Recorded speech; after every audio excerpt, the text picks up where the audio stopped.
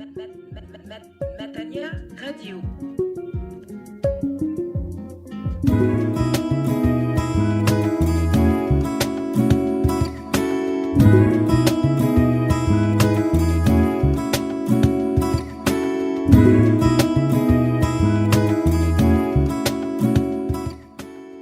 Bonjour auditeurs de Radio Matania. Aujourd'hui, je vous propose d'écouter une prédication du pasteur Claude Missini-Bazi qui a pour titre L'effet de Pâques et pour texte de référence Actes chapitre 2, versets 14 à 36. Soyez bénis.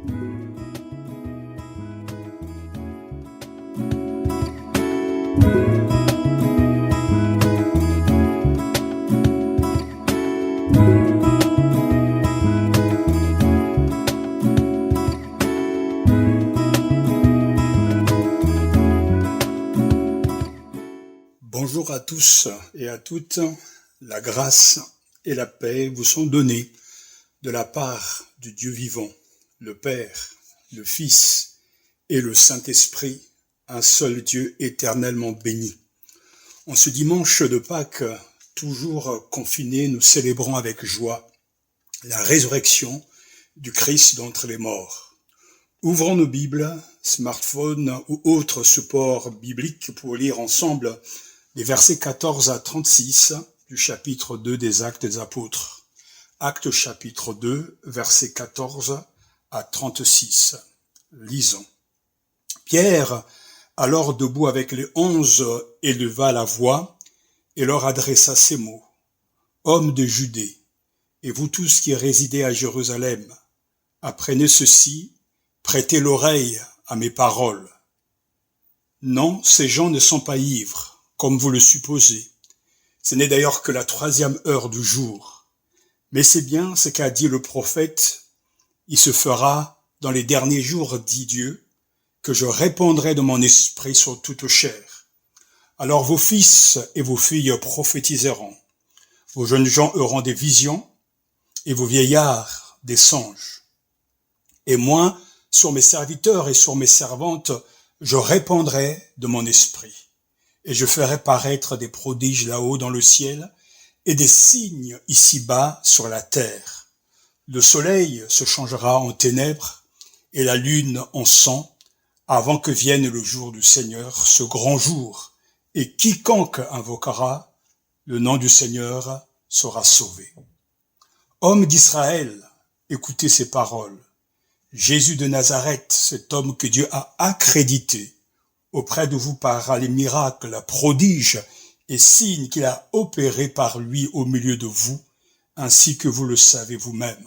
Cet homme qui avait été livré selon les desseins bien arrêtés et la prescience de Dieu, vous l'avez pris et fait mourir en le clouant à la croix par la main des impies.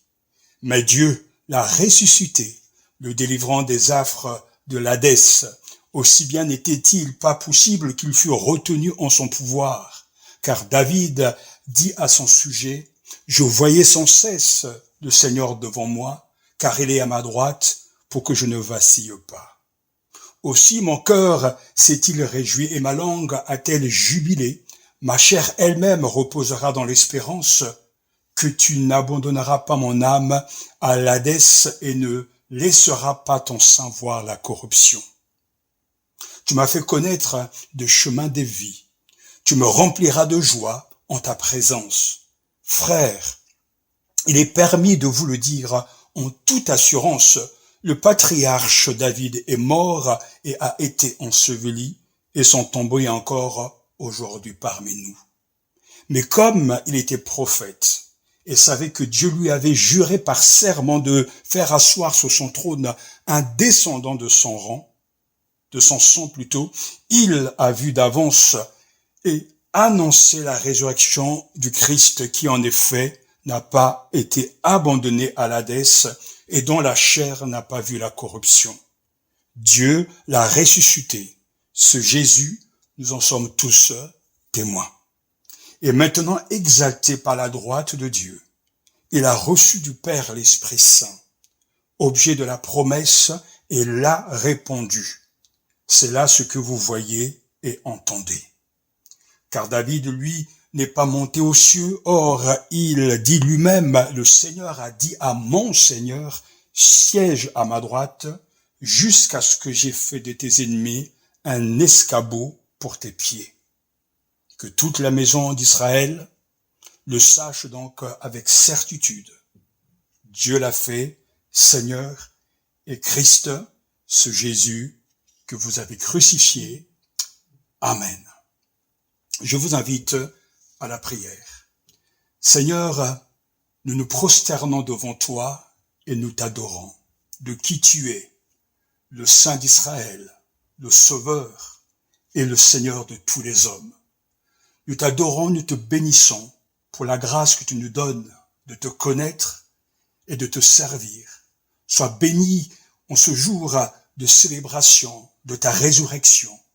Et nous te prions que par la puissance de ton esprit, tu nous donnes de connaître ta parole et de la vivre. Ouvre par ton Saint-Esprit nos esprits et nos cœurs à ta vérité, au nom de Jésus-Christ, notre Seigneur et Sauveur. Amen. Le fait de la résurrection est au cœur de notre méditation en ce dimanche de Pâques. Pierre, le chef des apôtres, proclame hautement que le crucifié est ressuscité. Versets 24 et 32 de notre texte. Christ est ressuscité. C'est également le cri joyeux par lequel s'embrassent les orthodoxes le jour de la Pâque. C'est la foi fondamentale de tous les chrétiens, quelle que soit leur confession. Tout le temps de Pâques nous est offert par la grâce du Seigneur pour que nous nous arrêtions pour méditer sur un fait historique sans précédent. Dieu a réveillé Jésus du sommeil de la mort. Le ressuscité est vivant pour toujours. Il est là avec ses disciples. On ne comprendra jamais le Christ, ni l'homme, sans passer par le mystère du Christ mort et ressuscité.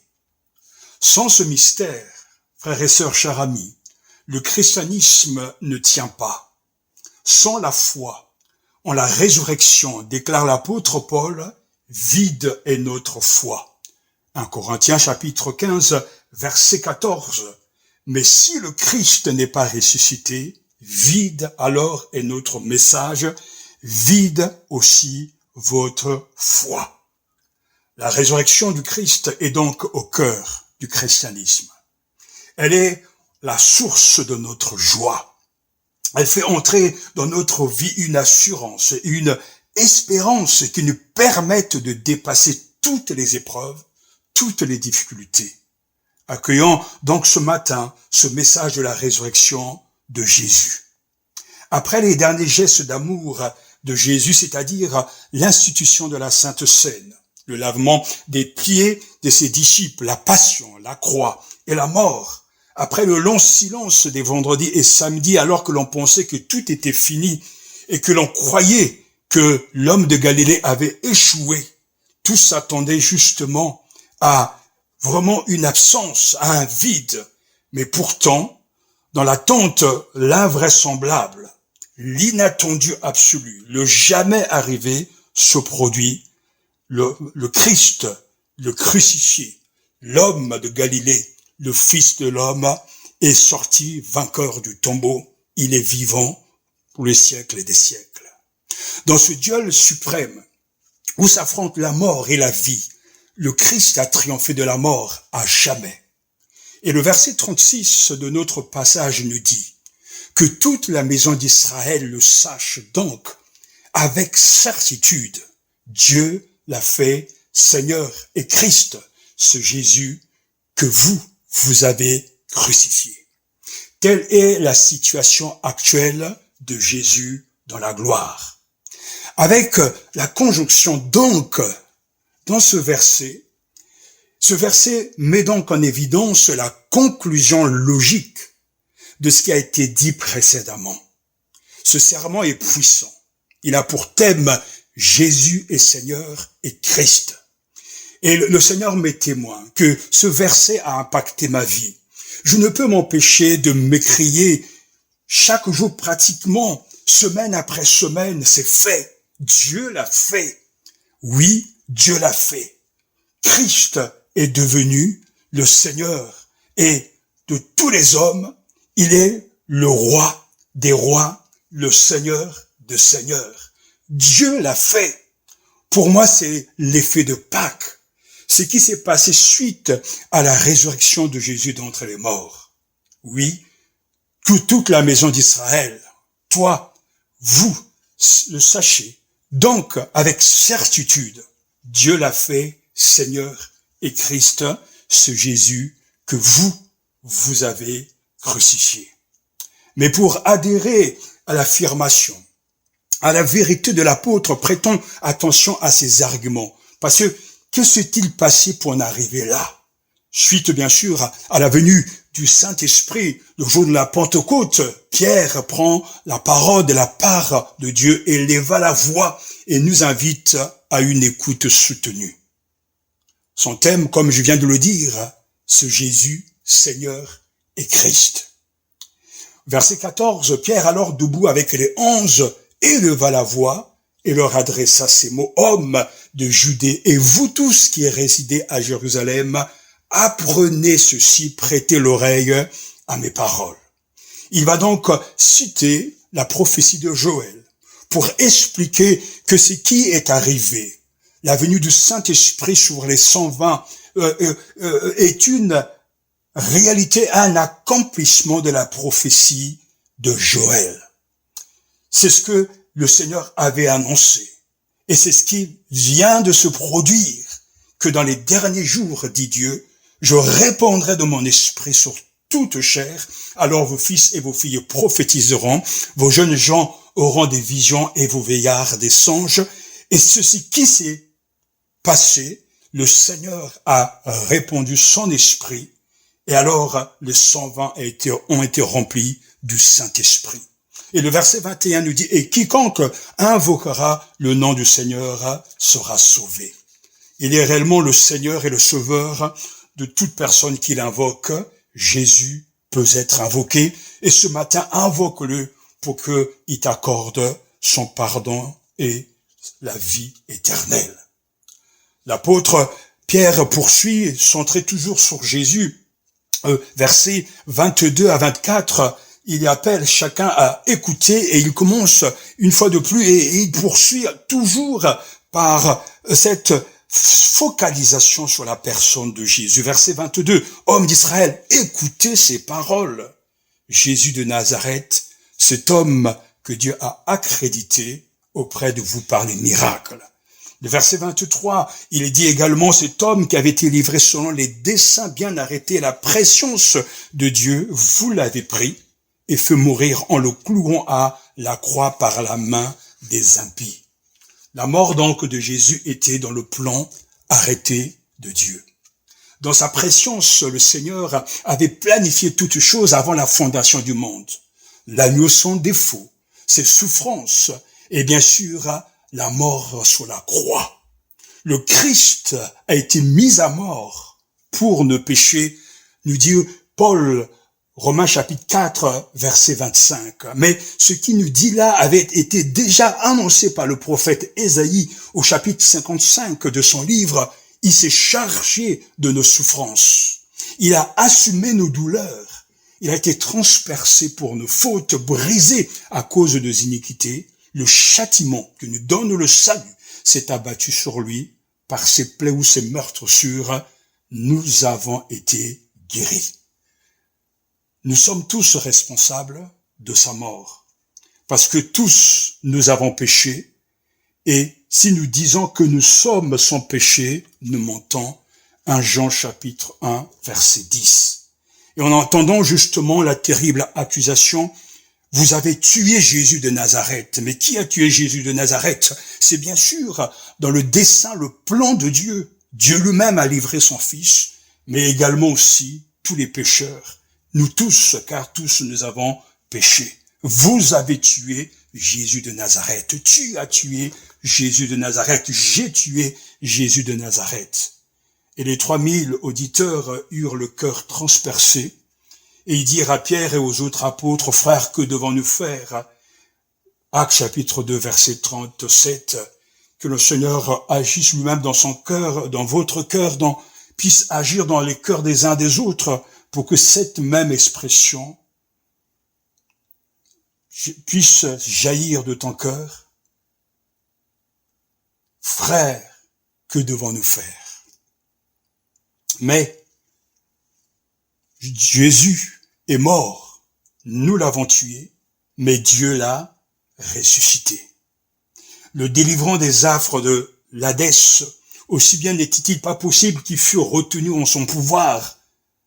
Actes chapitre 2, verset 24. Dieu l'a ressuscité. Le verbe ressusciter du grec anastémie signifie mettre debout, redresser, placer droit. Il exprime l'acte de Dieu relevant celui que les hommes ont abattu. Dieu a réveillé Jésus du sommeil de la mort. Dieu a mis debout celui qui gissait dans la mort.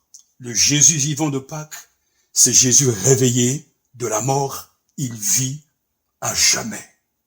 Et la prophétie de David, elle est là pour affirmer cette grande vérité, car David dit à son sujet que tu n'abandonneras pas mon âme à l'Hadès et ne laisseras pas ton sein voir la corruption. Verset 24, mais tu m'as fait connaître de chemin de vie, tu me rempliras de joie en ta présence. Dieu a maintenu et préservé cette promesse. Et au verset 29, Pierre proclame, frère, il est permis de vous le dire en toute assurance, le patriarche David est mort et a été enseveli et son tombeau est encore aujourd'hui parmi nous. Mais, comme il était prophète et savait que Dieu lui avait juré par serment de faire asseoir sur son trône un descendant de son sang, il a vu d'avance et annoncé la résurrection du Christ, qui en effet n'a pas été abandonné à l'Hadès, dans le séjour des morts, et dont la chair n'a pas vu la corruption. Dieu l'a ressuscité. Ce Jésus, nous en sommes tous témoins. Dieu l'a ressuscité. Ce Jésus, nous en sommes tous témoins. Et maintenant, exalté par la droite de Dieu, il a reçu du Père l'Esprit Saint, objet de la promesse, et l'a répondu. C'est là ce que vous voyez et entendez, proclame l'apôtre, verset 33. Car David, lui, n'est pas monté aux cieux. Or, il dit lui-même, le Seigneur a dit à mon Seigneur, siège à ma droite jusqu'à ce que j'ai fait de tes ennemis un escabeau pour tes pieds. Que toute la maison d'Israël le sache donc avec certitude. Dieu l'a fait, Seigneur et Christ, c'est Jésus que vous avez crucifié. Le Seigneur exalté, le Seigneur glorifié. Ainsi, on arrive à cette conclusion que toute la maison d'Israël le sache donc avec certitude. Dieu l'a fait Seigneur et Christ, c'est Jésus que vous avez crucifié. C'est l'effet de Pâques, ce qui se produit suite à la résurrection de Jésus d'entre les morts. C'est d'abord Dieu. Oui, frères et sœurs, chers amis, c'est d'abord Dieu. Dieu est l'initiateur de la résurrection. Dieu a relevé Jésus des morts. Cette vérité véhicule la conviction que la mort n'a pas été le point final de la vie de Jésus. Après son exécution, Dieu a repris l'initiative. Et tout au long de son discours, Pierre affirme que Dieu dit et fait. Constamment, Dieu dit et fait. Verset 17, il se fera dans les derniers jours, dit Dieu. Verset 22 à 24, homme Israël, écoutez ces paroles. Jésus de Nazareth, cet homme que Dieu a accrédité, selon le dessein bien arrêté et la préscience de Dieu. Mais Dieu l'a ressuscité. Verset 30. Mais comme il était prophète et savait que Dieu lui avait juré par serment. Verset 33. Dieu l'a ressuscité. Ce Jésus, nous en sommes tous témoins. Ainsi, Dieu prend les choses en main. Et c'est parce qu'il dit et qu'il fait que quelque chose se passe. Dieu l'a fait Seigneur. Et les premiers chrétiens lui ont accolé le titre de Seigneur, qui le dotait d'une autorité divine. Kyrios, Seigneur, allait rapidement devenir le titre christologique majeur.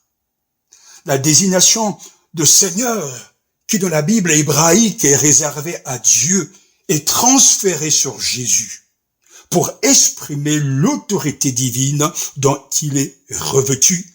Il indique sa personnalité divine. On dira que Jésus a été enlevé pour le ciel. Actes chapitre 1, verset 11.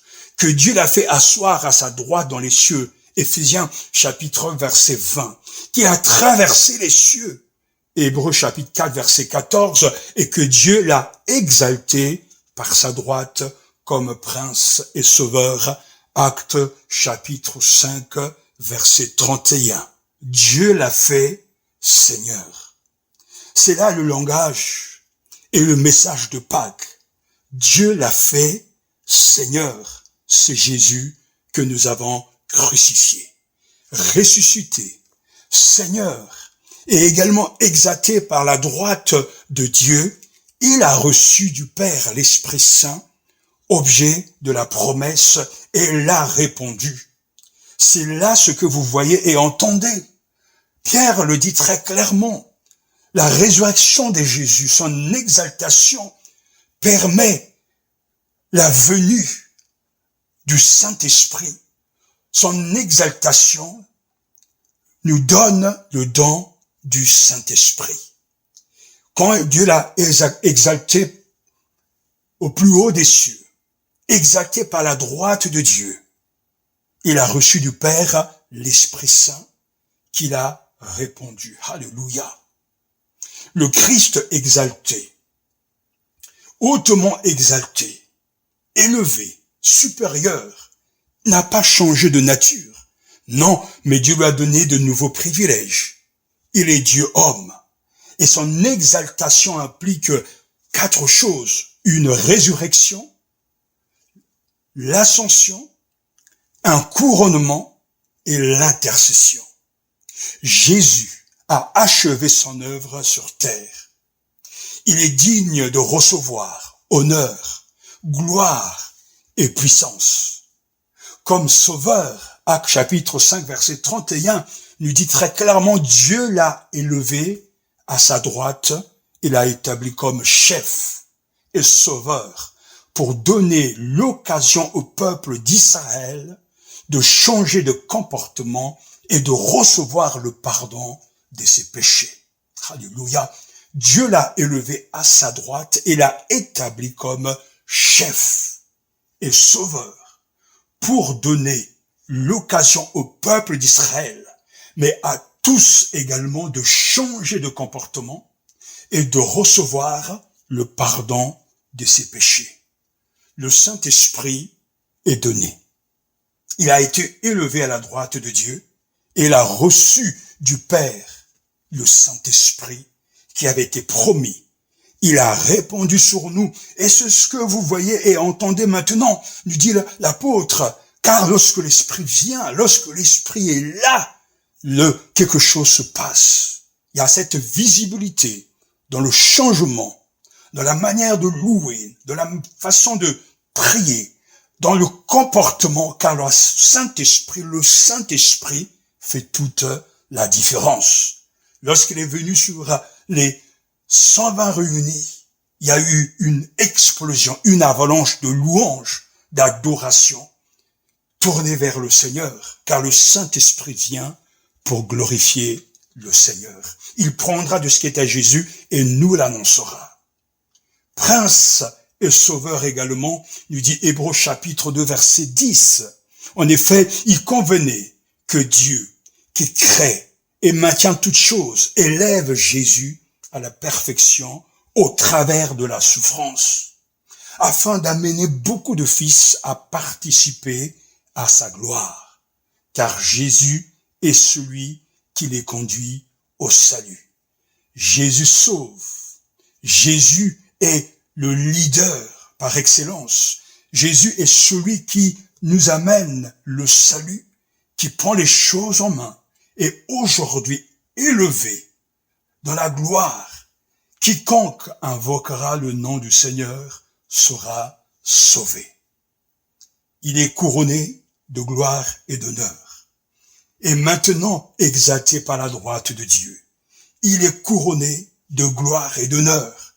Éphésiens chapitre 1, versets 20 à 22 nous dit, quand il a ramené le Christ d'entre les morts, il a fait siéger à sa droite dans le monde céleste, le Christ y est placé au-dessus de toute autorité, de tout pouvoir, de toute puissance, de toute domination et de tout autre titre qui puisse être cité, non seulement dans ce monde-ci, mais aussi dans le monde à venir. Dieu a mis toutes choses sous les pieds du Christ et l'a donné à l'Église comme chef suprême. Il est couronné de gloire et d'honneur. Et il est dans les cieux, en train d'intercéder pour ses disciples, pour ses enfants. Hébreux chapitre 4, verset 14. Tenons donc fermement la foi que nous proclamons. Nous avons en effet un grand prêtre souverain qui est parvenu jusqu'en la présence même de Dieu. C'est Jésus, le Fils de Dieu. Amen. Il est entré dans le Saint des Saints. Il est le Fils de Dieu. Il est Dieu. Tenons donc fermement la foi que nous proclamons. Nous avons en effet un grand prêtre souverain, le pape de notre foi, qui est parvenu jusqu'en la présence même de Dieu. C'est Jésus, le Fils de Dieu. L'implication pour nous, lorsque nous nous humilions devant Dieu, il nous élèvera. Ressuscité, Seigneur, exalté, c'est là l'effet de Pâques, que toute la maison d'Israël le sache, donc avec certitude. Dieu l'a fait, Seigneur et Christ, ce Jésus que vous avez crucifié. Dans une autre traduction beaucoup plus littérale, on peut rendre ce verset magnifique ainsi, que toute la maison d'Israël le connaisse sans cesse donc solidement, Dieu le fit, et Seigneur, et Christ, c'est Jésus que vous crucifiâtes. C'est vrai que il faut souligner le côté présent de ce passage, que toute la maison d'Israël le connaisse sans cesse. Donc solidement, Dieu le fit, et Seigneur et Christ. Donc, avec certitude, donc solidement, sans l'ombre d'un doute, avec sûreté, que toute la maison d'Israël, que la multitude le sache avec certitude, Dieu l'a fait, Seigneur et Christ, c'est Jésus que vous avez crucifié. Pour en arriver là, il a fallu une œuvre puissante du Saint-Esprit. Il a fallu une action de Dieu. Cela ne pouvait ne pas se faire. Cela, nul ne pouvait même le concevoir, pas même les apôtres. Car pour avoir une telle certitude, pour avoir un fondement si solide, une telle sûreté, il a fallu l'électrochoc de la résurrection. Un choc multiplié et amplifié par les apparitions. Il a fallu l'obstination des apôtres, leur refus de croire au radotage et au délire des femmes. Il a fallu l'apparition aux 11, toujours incrédules, qui croyaient voir un fantôme. Oui, l'effet de Pâques, ce qui s'est passé lorsque Christ est ressuscité. Le Christ va se montrer à ses disciples. Jésus apparaît après sa mort en Galilée, selon Matthieu, à Jérusalem et dans les environs selon Luc, à Jérusalem et en Galilée selon Jean, il se manifeste aux femmes, qui le racontent aux disciples, Matthieu chapitre 28, il se manifeste à ces deux disciples, Luc 24, sur le chemin d'Emmaüs, il se montre à Pierre, Luc chapitre 24 également, à Marie de Magdala, Jean chapitre 20, et à tous les disciples réunis, Matthieu chapitre 28. Tantôt, il se fait reconnaître, tantôt il envoie en mission, tantôt il donne l'Esprit Saint, tantôt il interprète les Écritures. Il a fallu le tombeau ouvert pour arriver à cette certitude. Si le tombeau a été miraculeusement ouvert, c'est que Dieu était à l'œuvre pour réhabiliter la mémoire de Jésus. Pâques, frères et sœurs, chers amis, c'est le oui de Dieu.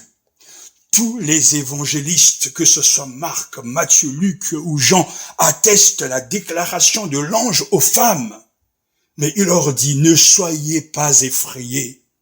Vous cherchez Jésus de Nazareth, celui qu'on a cloué sur la croix. Il est revenu de la mort à la vie. Il n'est pas ici. Regardez, voici l'endroit où on l'avait déposé. Marc chapitre 16, verset 6. Pâques, c'est le oui de Dieu. Oui à ses promesses. Oui à la prophétie. Il y a donc une continuité entre le Jésus d'avant Pâques et le Christ d'après la mort. Ne soyez pas effrayés. N'ayez pas peur. Vous cherchez Jésus de Nazareth, celui qu'on a cloué sur la croix. Il est ressuscité, il n'est pas ici. Voici le lieu où on l'avait mis. Alléluia. En ressuscitant Jésus d'entre les morts, Dieu a repris l'initiative et donne un avenir à l'histoire de Jésus. La croix n'est pas le fiasco du prophète de Galilée. Dieu l'a réhabilité en se rangeant de son côté. Le nom que lui ont opposé les autorités religieuses de Jérusalem n'est pas irrévocable. Il est surpassé par le oui de Dieu. Il n'est pas ici. Dieu l'a fait Seigneur et Christ. Dieu réhabilite celui qui paraissait dans l'histoire être le perdant, celui qui est le vainqueur des vainqueurs. Homme d'Israël, dit Pierre, Jésus de Nazareth, cet homme que Dieu a accrédité auprès de vous par les miracles, prodiges et signes qu'il a opérés au milieu de vous, ainsi que vous le savez vous-même, cet homme, vous l'avez pris et fait mourir en le clouant sur la croix. Mais Dieu l'a ressuscité. Ce Jésus, nous en sommes témoins. Dieu l'a fait Seigneur et Christ, ce Jésus que vous avez crucifié. Dieu l'a fait Seigneur. Alléluia. Mais Dieu l'a également fait Christ. Christ est l'équivalent grec de Messie dans l'Ancien Testament, loin de Dieu qui règne sur son peuple. Le mot Christ vient de Christos. Christos est la traduction grecque du terme hébreu Massia, Messie. En hébreu, le mot Messie se dit Massia, il signifie oint, consacré, oint de Yahvé, revêtu de l'onction royale. Il est celui qui a été choisi par Dieu, mis à part pour une fonction particulière. Il est prophète, il est sacrificateur, il intercède également. Jésus est loin de l'Éternel. Dans le Nouveau Testament, il désigne bien sûr Jésus notre Seigneur. Et pour l'apôtre, Christ est plus qu'un nom propre. Le mot suggère la grandeur de Jésus et la profondeur de son être. Christ est un titre marquant la dignité de Jésus. Et c'est en vertu de la résurrection que le mot se distingue du contenu qu'on lui confère, comme l'écrira Paul dans Romains chapitre 1, versets 1 à 5. Paul, serviteur du Christ Jésus, appelé à être apôtre, mis à part pour l'évangile de Dieu. Cet évangile, Dieu l'avait promis auparavant par ses prophètes dans les saintes écritures.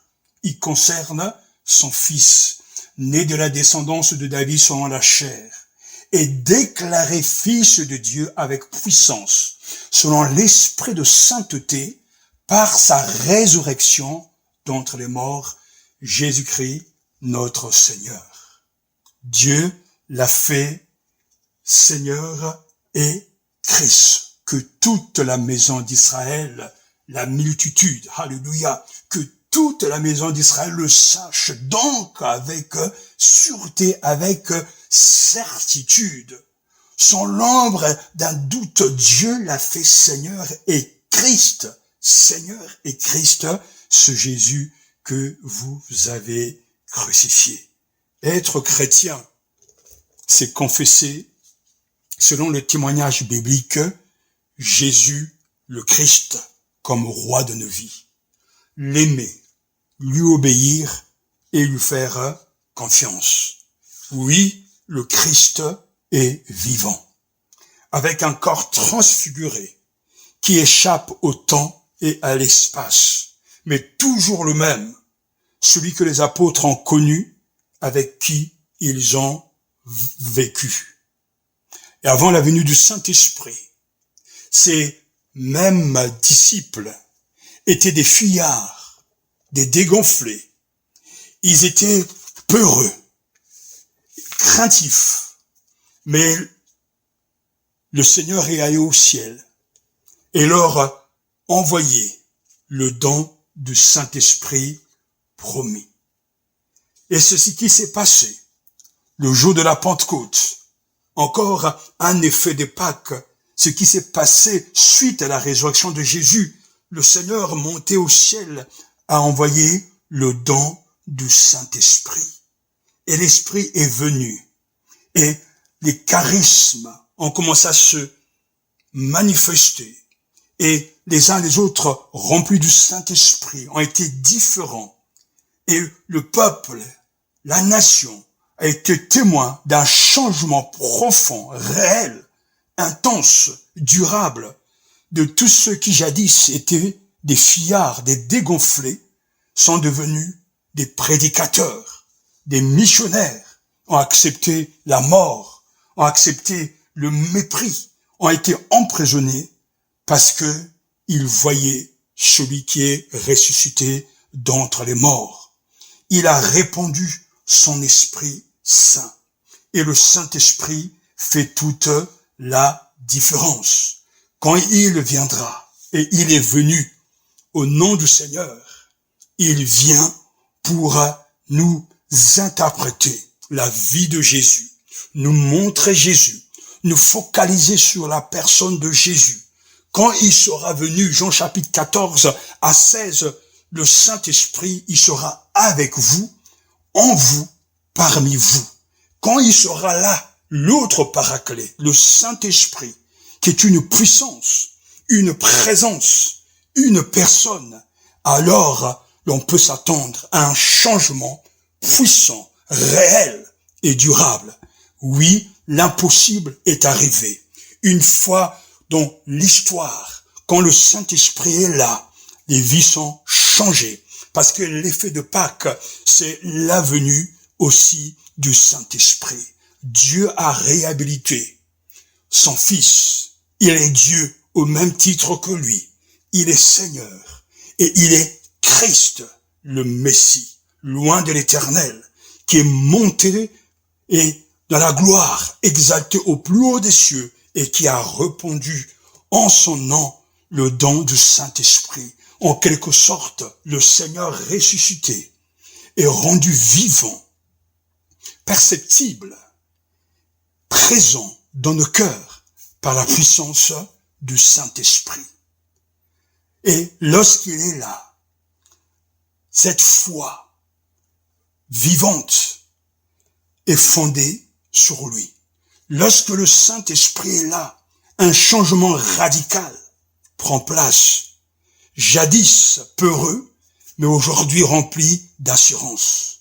Jadis pécheur, aimons le péché, mais aujourd'hui, grâce à l'action de l'Esprit Saint, nous aimons le Seigneur, son Église, nous aimons les âmes perdues et nous leur témoignons de l'amour et nous leur proclamons la bonne nouvelle de Jésus ressuscité. Cette foi des apôtres a gagné l'univers et traversé les siècles. Et si nous sommes chrétiens aujourd'hui, c'est grâce au témoignage des apôtres, parce que ils ont été les témoins de la résurrection de Jésus et ils nous ont transmis le message puissant: Christ est ressuscité. C'est là le message qu'il nous faut accueillir en ce dimanche de Pâques. Parce que l'effet de Pâques pour moi et pour toi, c'est ce que nous voulons reprendre ici. Cette déclaration, c'est à cause de nous et pour nous que Christ a été crucifié. Dieu a fait Seigneur et Christ ce Jésus que j'ai crucifié. Et dans la phrase « Jésus est le Seigneur », il y a un aspect objectif, Dieu l'a fait, comme je l'ai souligné, mais aussi un aspect subjectif, il habite dans mon cœur par la foi. En effet, si tes lèvres confessent que Jésus est Seigneur, et si ton cœur croit que Dieu l'a ressuscité des morts, tu seras sauvé. Romains chapitre 10, verset 9. En effet, si tes lèvres confessent que Jésus est Seigneur, et si ton cœur croit que Dieu l'a ressuscité des morts, cher ami, tu seras sauvé. Jésus est Seigneur. Cela signifie que le ressuscité sauve. Cela signifie que le ressuscité est le premier et doit avoir la première place dans ton cœur. Quand jadis les disciples disaient que Jésus est Seigneur, ils étaient en train de déclarer publiquement que nous ne sommes plus les serviteurs de César, mais nous sommes les esclaves de Jésus. Non pas Jésus plus quelque chose, mais Jésus seul. Jésus est Seigneur. Il est le Seigneur de ma vie. Il est le Seigneur en toutes choses. Non pas Jésus plus l'argent et Jésus plus les loisirs. Jésus plus les biens matériels. Non, Jésus seul. Jésus dans mon cœur. Jésus dans mon quotidien. Jésus dans ma maison. Jésus dans mon église. Jésus est Seigneur. Et lorsque nous le proclamons et que nous le croyons, que nous confessons ce que la Bible dit, nous sommes en train d'être d'accord avec Dieu que Jésus est réellement Dieu et qu'il est le Seigneur de tous. Car lui-même l'a dit dans Matthieu chapitre 28, tout pouvoir m'a été donné dans le ciel et sur la terre. Jésus est le Seigneur des seigneurs et dit, allez et faites de toutes les nations des disciples. Ce qui est remarquable, c'est que cette profession de foi, cette confession, cette déclaration, cet article de foi ne se trouve que dans le cœur de ceux qui sont prêts à se soumettre et à laisser que le Christ soit le Seigneur de leur vie. Il est très étonnant que dans les évangiles, aucun démon n'eut lieu à prononcer, à déclarer que Jésus est Seigneur. Pourtant, en lisant les évangiles, on est très surpris d'y voir que les démons arrivent à reconnaître la nature profonde de Jésus, au point qu'ils diront même, tu es le Fils de Dieu, ou bien tu es le Saint de Dieu. Matthieu chapitre 4, Marc chapitre 3 et Luc chapitre 4. Mais nous ne les entendons jamais s'écrier, tu es le Seigneur. Pourquoi? Mais parce que quand on dit que Jésus est Seigneur, cela signifie qu'on se met sous sa tutelle, qu'on accepte qu'il dirige et nous guide, qu'il contrôle, entre guillemets, nos vies. Nous nous soumettons et nous nous plaçons sous l'autorité de notre maître qui est le propriétaire de tout, celui qui gouverne, car là l'expression du mot Seigneur, celui qui détient l'autorité. Il ne peut pas y avoir deux seigneurs, deux rois dans une même cour. Soit il est le Seigneur de nos vies, soit il ne l'est pas. Et on ne peut pas le domestiquer comme beaucoup le font de nos jours. Mais cela implique de nous soumettre à lui et de décider d'écouter le Seigneur et de le suivre. Quiconque invoquera le nom du Seigneur sera sauvé, nous a dit l'apôtre. Cette parole, Jésus est Seigneur, divise vraiment les gens. Cette parole divise vraiment deux mondes. Dire Jésus est le Seigneur signifie entrer librement dans la sphère de sa domination. Il est facile de dire Jésus-Christ qui est le Seigneur des Seigneurs, mais c'est autre chose de dire il est le Seigneur dans ma vie, il est le Seigneur en moi, Seigneur de mes pensées, Seigneur sur mon argent, Seigneur sur mon corps, etc. Aucun de nous, écrit Paul aux Romains, ne vit pour lui-même, ni ne meurt pour lui-même, car si nous vivons pour le Seigneur. Que nous vivions ou que nous mourions, nous appartenons au Seigneur. Romains chapitre 14, versets 7 à 8. Aujourd'hui, il y a deux camps. Ceux qui sont pour le Seigneur, et ou bien ceux qui sont pour eux-mêmes. Choisis ton camp.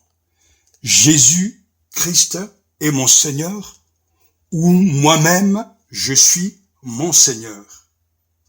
Que le Seigneur nous donne de le choisir, et de lever le glaive de l'esprit, la proclamation fulgurante de Jésus Seigneur.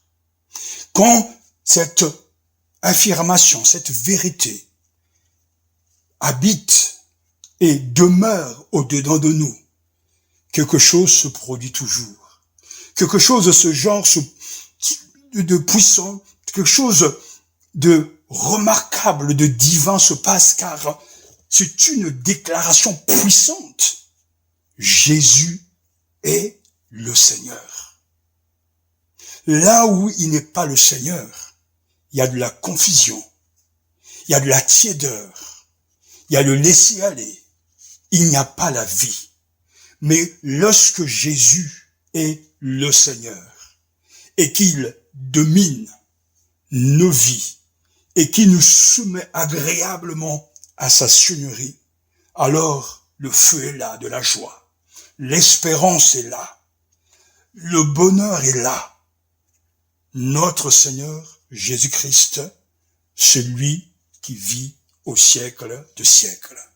Et dans Philippiens chapitre 2, nous connaissons bien ce texte magnifique que toute langue proclame que le Seigneur Jésus-Christ est Seigneur des Seigneurs, que toute langue confesse que Jésus-Christ est Seigneur. Il est Seigneur, il est Christ, c'est l'effet de Pâques. Ce qui s'est passé suite à sa résurrection. C'est une réalité. Il est celui qui nous fait vivre, qui nous donne la vie.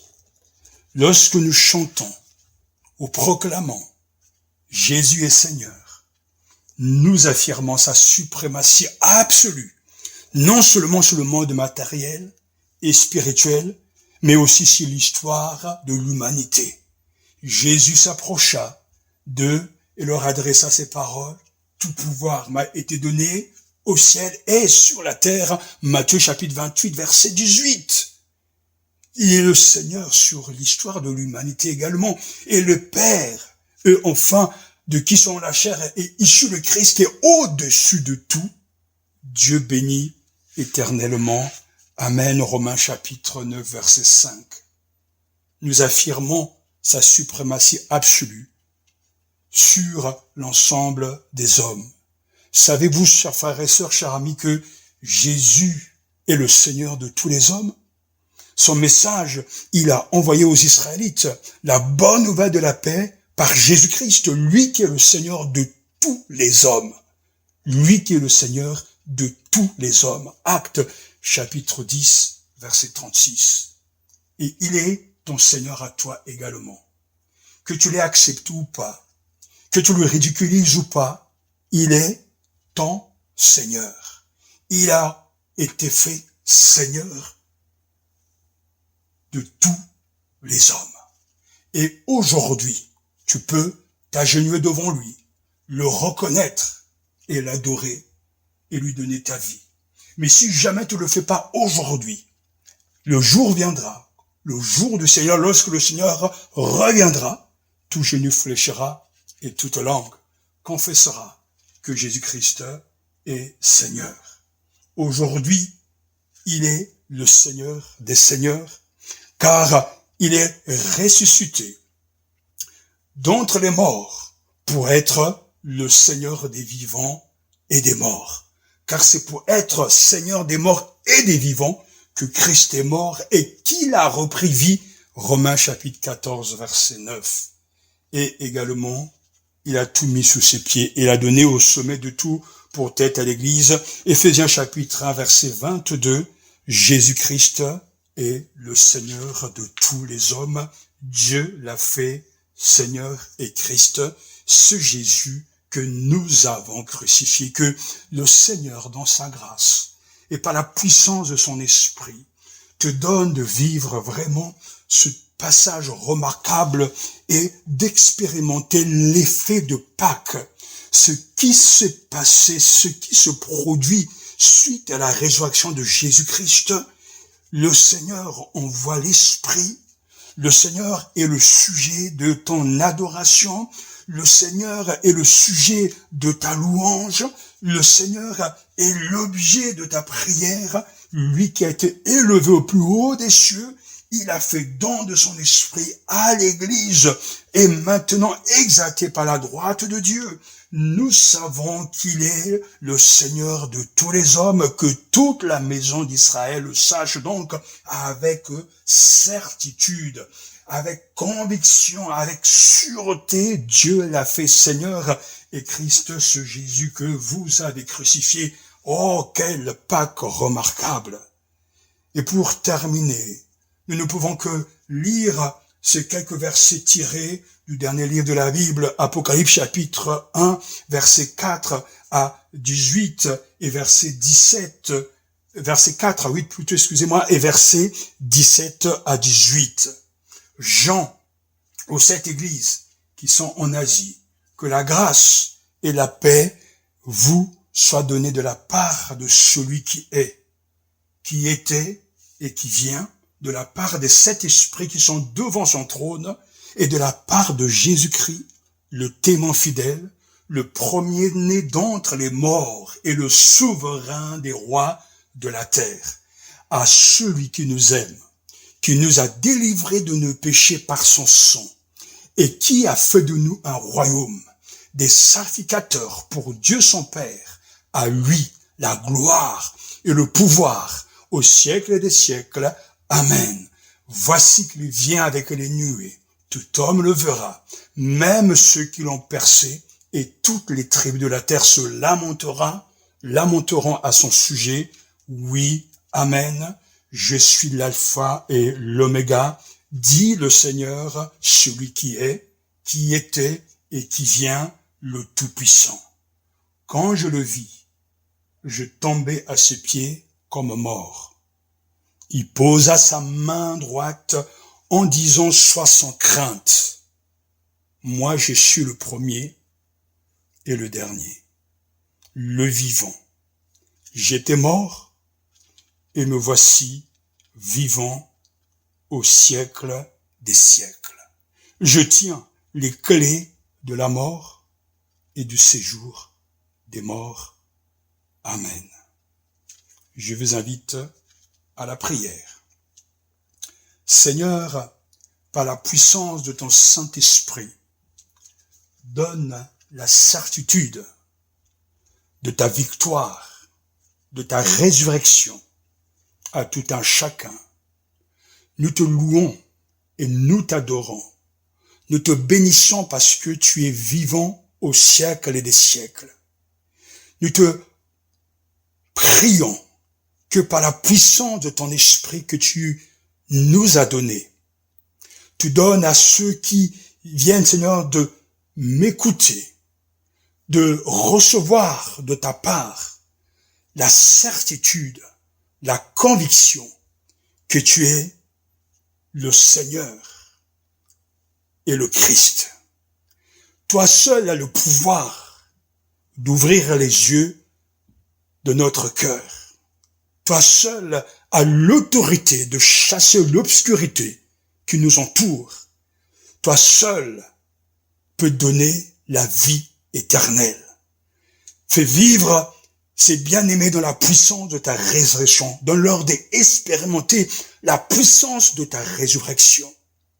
Et donne, Seigneur, à tous les prédicateurs, à tes disciples, dans le monde entier, de ramener Pâques à sa juste compréhension. Dieu a fait Seigneur et Christ, c'est Jésus que nous avons crucifié. Donne-nous de vivre, de proclamer le Christ, le Seigneur. Donne-nous de voir les œuvres des ténèbres reculer lorsque nous proclamons que Jésus est Seigneur.